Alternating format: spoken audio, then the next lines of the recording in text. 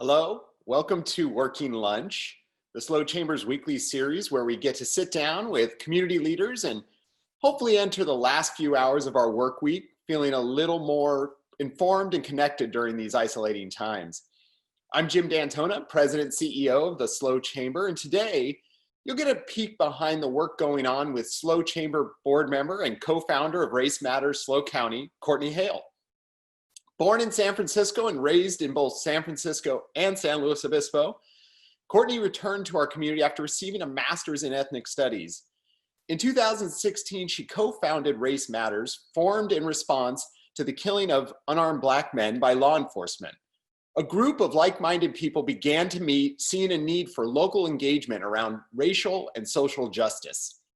The grassroots organization now presents anti-racism workshops, special events, and cultural projects. Recently, the organization has come into heightened focus following the death of George Floyd and the ensuing protests. I'm so looking forward to talking to Courtney about her leadership, both in the recent days, but also over the past few years, and learning more about how she came to do this work. Thank you so much for being here, Courtney. Hi, thank you so much for having me. Such a pleasure. And first, as we sit down to lunch, where are you zooming in from today, and what are you having for lunch? I'm zooming in from home, and I am having Okimomo Asian Grill for lunch. So yummy, love their chicken wings. Okimomo is a family-owned local restaurant, Asian-owned, and their family in particular, Joyce, hi Joyce, was Race Matters' first donor ever, before we had a bank account and before anyone knew who we were. So it was a symbolic lunch choice today. That's awesome. Well, that's really great. And yeah, fabulous. Love their food. So let's get started just a little bit about, obviously, tell us a little bit about your day in shelter life. Obviously there was a lot before that, but who are you sheltering with now? What are new parts of your day in general, and how's it going? I'm sheltering with my partner, Roberto, and his two kids, Jasmine and Ryder, part of the time. And so sheltering has been, it's been difficult in that I was teaching a lot of fitness classes before, and that came to an abrupt stop. And I'm like many people out there where I'm not necessarily motivated at home. I'll just admit that. And so there's been a stop in sort of the endorphins that were happening from teaching and just more downtime, more time around the house, like we've all had, coupled with keeping Race Matters going. Interesting, before the current moment, it was more trying to get into webinars, and we had one about COVID-19 and the racial disparities. We also had our family arm, Raise Up, had an educational focus. And so it was sort of being around the house a lot, and also trying to keep Race Matters relevant. And then here we are now. Well, yeah, let's get into that. I mean, obviously there have been protests across the globe and in Slow triggered by that tragic death of George Floyd. If someone was just waking up from a coma or crawling out from under a rock, or an alien visiting from another planet, what's the most important thing that you'd want them to know about this movement right now? The most important thing I'd want people to know about our local movement is that it is organically unfolding. It is a coalition movement. There are many groups and perspectives and strategies involved. And so Race Matters isn't necessarily connected to every protest. It's a youth-led movement. It's a movement where we're seeing more local Black voices emerge, and we are not a monolith.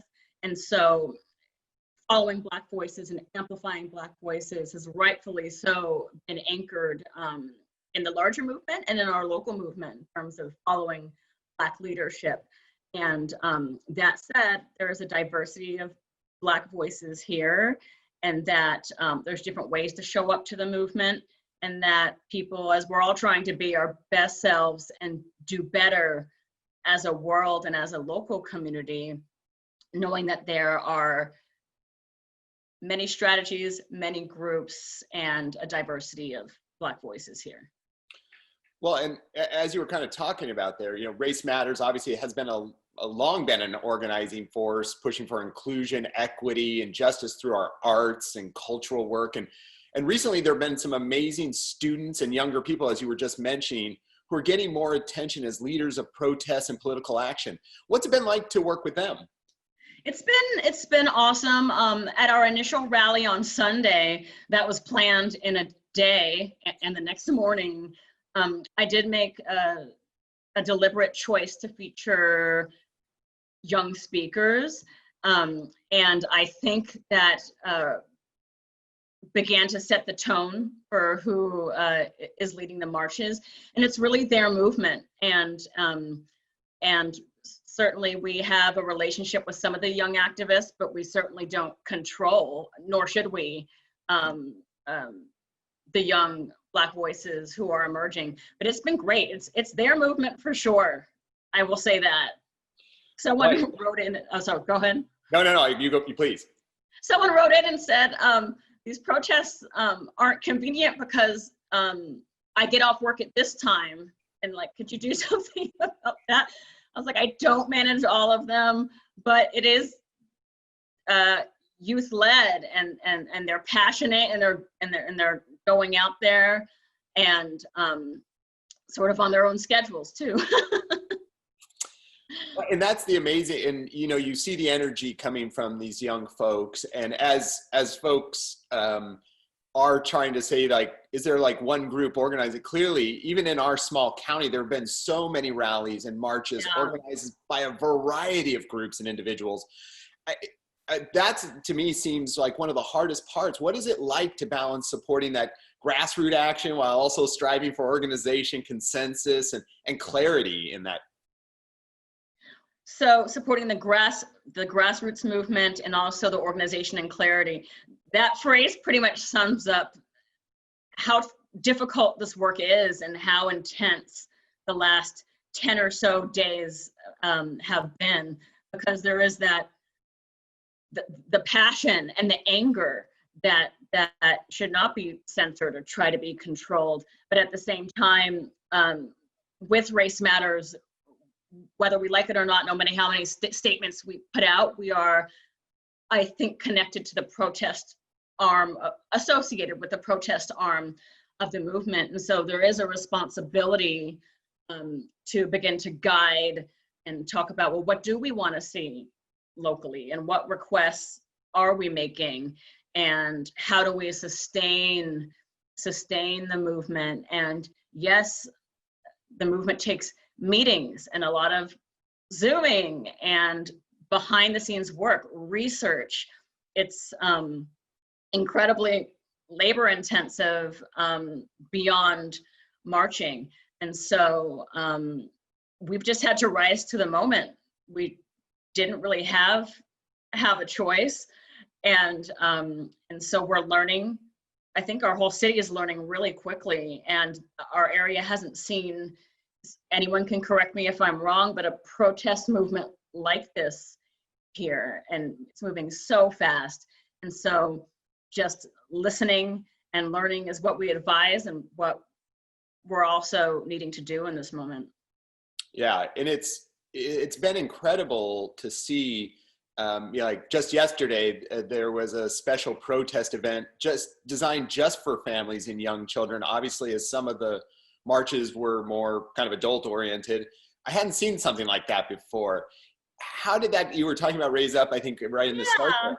How did it come about, and why is that so important to engage young children in the anti-racist kind of conversations and events?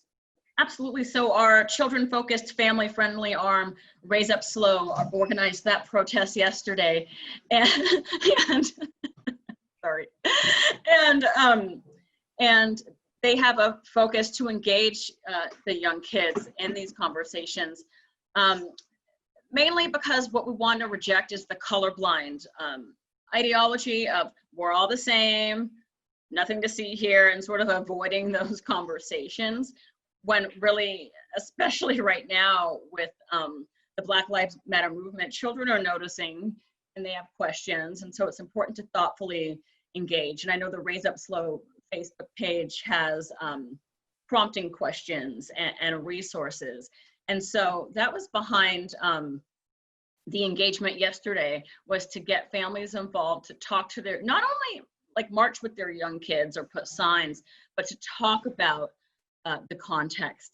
And I'd also say that the intention behind the event was to include folks who maybe didn't feel safe bringing their children to the larger protest, or doing their best to social distance, and just knowing that people can show up to this movement in a way that works for them.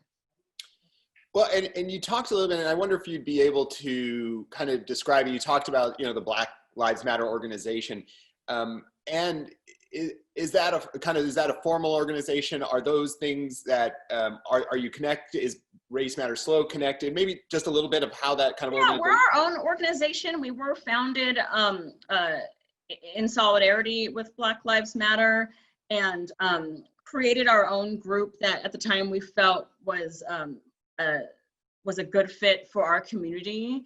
And so while we are very much in this racial justice moment and with protests and moving forward to policy, we also, as you mentioned before, have an arts and culture focus and a social focus. And so we're in a lot of different lanes that don't necessarily make us a fit to be a Black Lives Matter chapter. And so, and we also have no overarching, no one's sort of like in charge of us in terms of, oh, we have to check with national for this or that. And so that allows us to make a documentary film when we want to, or now we're very involved in the protests and policy, and allows us to be flexible. Well, and that's, back to, I don't know, we must have been in like August when we first met, and we talked about you joining the Slow Board Chamber, and you talked about obviously the value of allies, but also how important it is to have places where Black people see themselves and are not necessarily spending so much time educating well-meaning white people on how to be a good ally. Yeah. And then back in February, you launched the Belonging event series that was designed to kind of tell the stories of everyday community members sharing their own experiences of living in a predominantly white rural area. Can you share a little bit more about your inspiration for the Belonging series and any hopes for its growth in the future, as you were talking about that art? Yeah. And so I was originally inspired. I think I saw that funds were available from the city for promotion, and it started sparking ideas. And I was drawn more to an arts and culture base to amplify Black voices. And it was really based in our mission to center the lived experiences of Black and other people of color. And so we might have an event where there is an expert, and you need that. We have many educational resources, again, to educate the larger community. But what it comes down to is lived experience. What is it like living here? You don't have to be an expert to talk about that, because we're all experts in our own experience, right? And so I just wanted to show that through interviews and quotes with local Black folks, with beautiful photography by Renata Campbell Photography.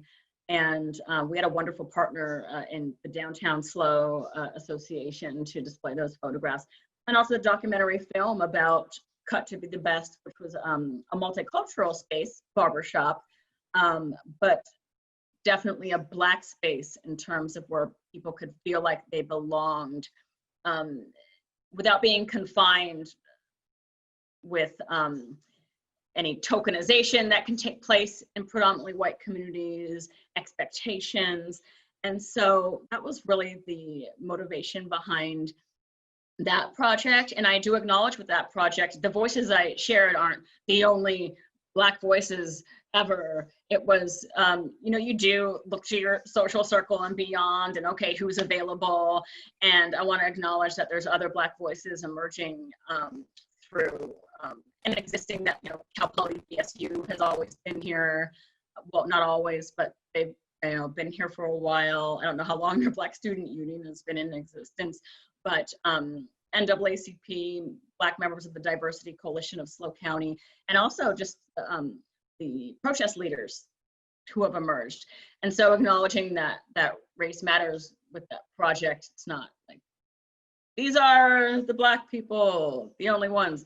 And so with that, since we're seeing the new voices emerge, definitely when we look to belonging or a like project, I'm excited that we'll have more people to pull from. And so that outreach will be definitely a priority. Yeah, and it's, obviously, I think one of the greatest things coming out of this horrible incident is this ability for people to find each other, connect, right? And do some of these amazing things together and make sure that we're all connecting on those levels. So clearly, you're a talented coalition builder and organizer.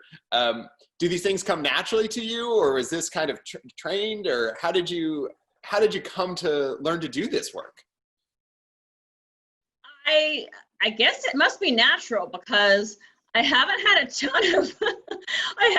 ton of training, and in this moment it's just been necessary. And I do have help. I've leaned on people in our community who've organized in other spaces, and out of necessity, just to meet the demands of this moment. And so help is great, and just learning, on the job learning. Yeah, well, and sometimes that's the best way to do it, right? Is being thrown in. Yeah. And I think I've seen over the past few weeks, my inbox and social feeds have been kind of inundated with statements from businesses of all sizes speaking about their pledges to do better, right? Some seem more authentic and backed up with real action than others. Are there any local businesses that have impressed you with how they've stepped up and backed up words with kind of real action? I mean, you started with Okimomo, who was there at the beginning. Are there other businesses like that? Absolutely. I think Len Collective has definitely been consistent with their message of not only inclusion, but in amplifying Black voices, other voices of color. And before there was all this social pressure, and they, like many other businesses at this point, have been generous with donating. And I can't even begin to list all of the businesses and a lot of Instagram action who have been generously donating, and it's awesome. But I also do want to recognize not only Lane Collective, but Slow Yoga Center, Robin's Restaurant, East West Natural Medicine, Match Fire. So these are businesses that did support our Belonging project. And at the time when I was sort of pitching that, and not everyone knew about it or knows who we are, so I understand that. But it was, we're centering Black voices, and it was like Black, Black, Black, and maybe bold at the time. And now I think our city has grown up a little bit where it's like, and we're not a monolith, so some prefer African American, some prefer Black.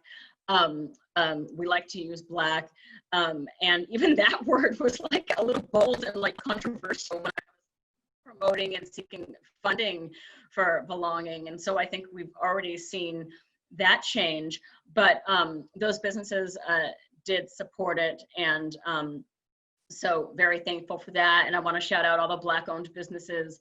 Our website does have a Black-owned business directory.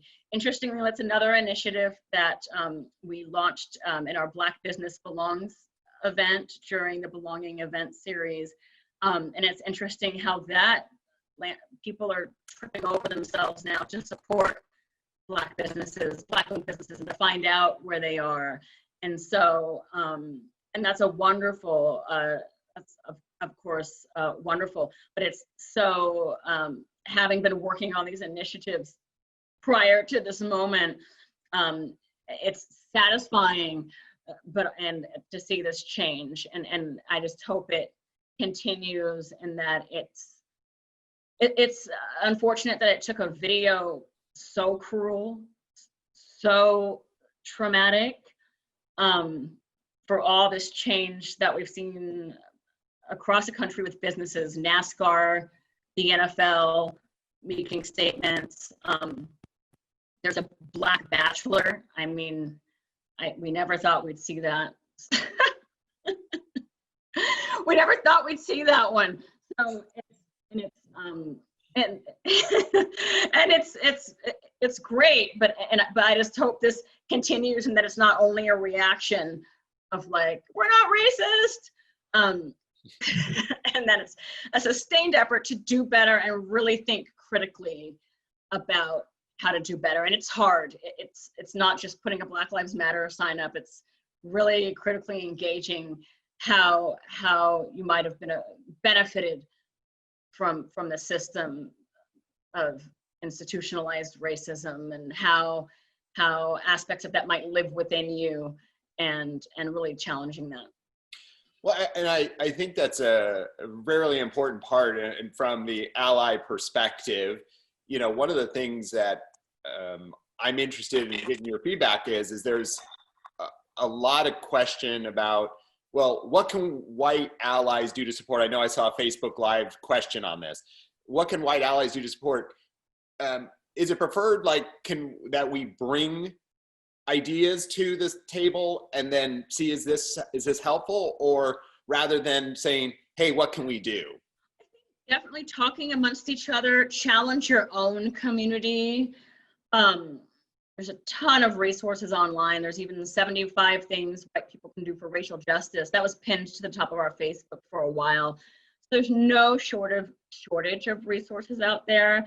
And I would just say, definitely challenge your own community with whatever privilege you have.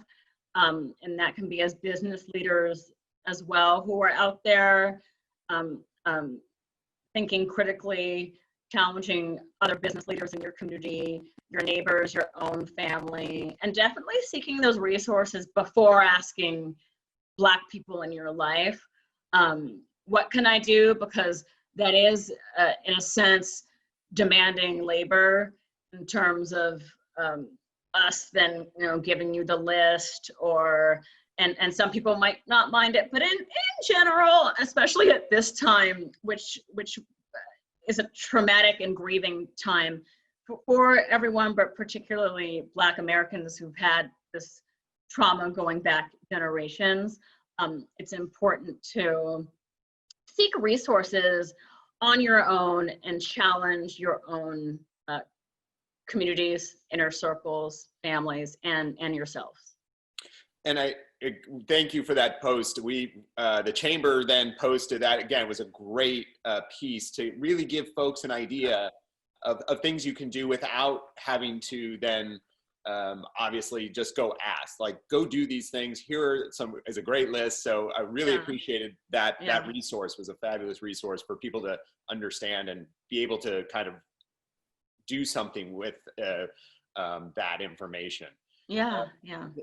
So just going back a little bit to belongings here, and what draws you to arts as a key part of Race Matters work?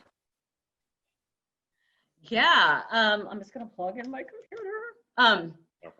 I think I do have influence from my parents there. I grew up with a lot of art in my household, and so there's just a natural inclination. I do come from a family of artists. You can probably see behind me.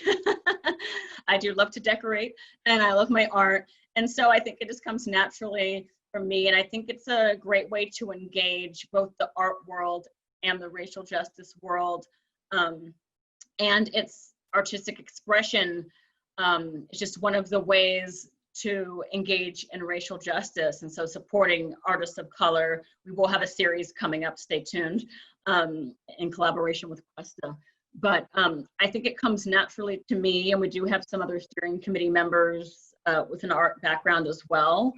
And so I think it naturally occurred, sort of tapping into my own intuition as well. It's yeah, and it's amazing. It's a great way to, especially, you know, looking at, to be able to express yourself in a way and really challenge the norms art is an incredible form, and took me a while to learn it, but it's really truly amazing, and love seeing that coming from your organization as a one of those fixtures. Yeah. Is there someone right now you're particularly grateful for in during this time? Is someone specific that you're like, whether that you're drawing energy or sustaining from, or is just supporting you, or? Yeah, I mean, well, Quinn Brady's been awesome, I have to say. Shout out. And we've had a team of wonderful volunteers step up. There's no way that Race Matters, it's 8 of us, can take on this undertaking. So we've had a ton of help. And that initial rally, we definitely had a lot of help from Quinn. And that initial rally, it feels like started, whether we like it or not, kind of got everything cracking, as the kids say. That's funny. And you mentioned earlier, you know, I know you grew up in SLO, but I was recently learning about your dad being a community leader here and a prominent figure at Cal Poly.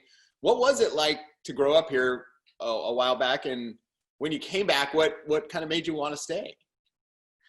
And that's interesting. So yes, my father was definitely a fixture around town, on, I think, almost every board of directors, and a dapper gentleman, and known for his style, and also for bold style, and I'm sure organizational choices.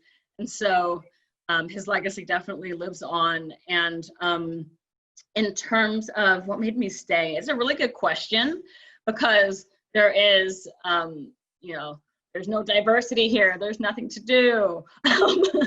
And part of what I guess I feel needed here, and I feel that I rise to the moment more, that if I'm being totally honest, if I lived in a larger city and there were all of these arts programs and rallies and amplification of Black voices already happening, I don't know that I would get super involved, or maybe I'd find something else to do. But I see the need here, and I also see opportunity here, because it's a smaller community. You can make things happen pretty quickly, and key into the people who can help you in order to change the reality.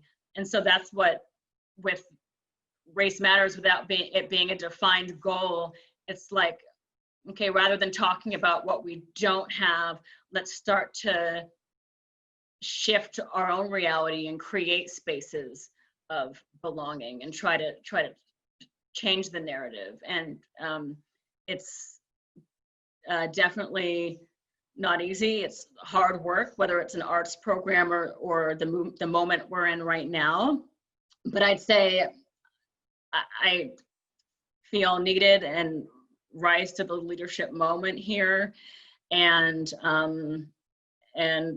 feel motivated to change the reality here, instead of just talking about what we don't have.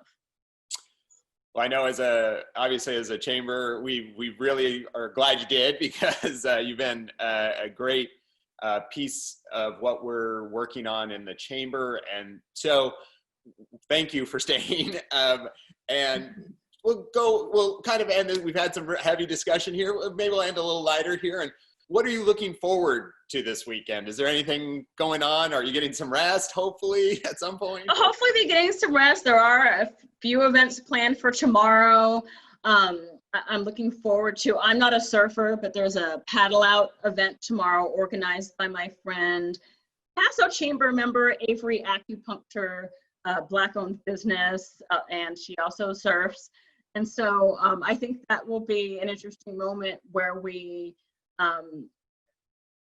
include another dominant cultural phenomenon, which is surfing here, bringing that in. And there have been other paddle outs, but bringing that into a Black-led solidarity event with Black Lives Matter. And so I'm looking forward to that, and also hopefully getting some rest and trying to find some normalcy, where this is obviously a new life, it feels like. and self-care, and that goes for all of us, that we can't sustain if we're really trying to transform our community, that we will burn out if we if we're not practicing our self-care. And so I'm going to practice what I preach there, and start eating and sleeping more. And I'm going to start with those Okimomo chicken wings right after we get off here. Well, and that's what I was going to say. We could do this probably for another hour. It's so incredible, and it's so great to hear this discussion. And I know a lot of folks here on Facebook Live have been watching and giving lots of compliments to you for all the great work you're doing, and overall for the organization, for our community. So thank you so much for eating lunch with us. I will let you get to that eating of the lunch. And we hope, for everyone here, we hope to see you next week, same time, same place. We're going to talk to Gala Pride and Diversity Center Executive Director Michelle Call about social distancing, Pride Month, and what's new at the organization. If you have an idea for future working lunch guests, send us an email at slowchamber@slowchamber.org. Thanks for tuning in. Have a wonderful weekend. And Courtney, thank you so much for being here. Thank you. Bye. Have a good one, everyone. You too.